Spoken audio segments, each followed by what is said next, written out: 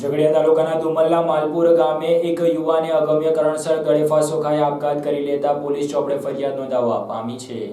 ઝઘડિયા તાલુકાના દુમલ્લા માલપુર ગામે યુવકે અગમ્ય કારણસર આત્મહત્યા કરી લીધી હતી। મરજનાર યુવકની 2 દિવસ અગાઉ ગામમાં સુનિલ નામના ઈસમ સાથે ઝઘડો થયો હતો। ત્યારબાદ મારની બીકે ઘરેથી જતો રહ્યો હતો। ઝઘડિયા તાલુકાના દુમલ્લા માલપુર ગામે રહેતા પુષ્પાબેન વસાવા તેના પતિના મરણ બાદ ખેતમજૂરી કરી તેના પરિવારનો ગુજરાન ચલાવે છે। ગત તારીખ 6/11/2020 ના રોજ પુષ્પાબેન સાથે તેનો પુત્ર કિરણ ગામમાં ભજનમાં ગયો હતો। તે દરમિયાન તેમના ગામનો સુનિલ સુકાભાઈ વસાવા પણ ભજનમાં આવ્યો હતો। કિરણને 10 વર્ષ અગાઉ સુનિલની પત્ની સાથે આડા સંબંધનો વહેમ રાખીને અગાઉ પણ સુનિલે ઝઘડો કર્યો હતો અને તે દિવસે પણ તેણે કિરણ સાથે ઝઘડો કરી ગાળાગાળી કરી હતી। પુષ્પાબેને સુનિલને ગાળો બોલવાની ના પાડતા તેણે પુષ્પાબેનને પણ એક થપ્પડ મારી દીધી હતી। ત્યારબાદ પુષ્પાબેને તેના છોકરાને લઈને ઘરે આવી ગયા હતા। ત્યારે સુનિલ ફરીથી પુષ્પાબેનના ઘરે જઈ કિરણ સાથે છૂટા હાથે મારઝૂડ કરતો હતો, જેથી વધુ મારની બીકે કિરણે તે દિવસે ઘરેથી જતો રહ્યો હતો। ગત તારીખ 8/11/2020 ના રોજ પુષ્પાબેનના જમાઈ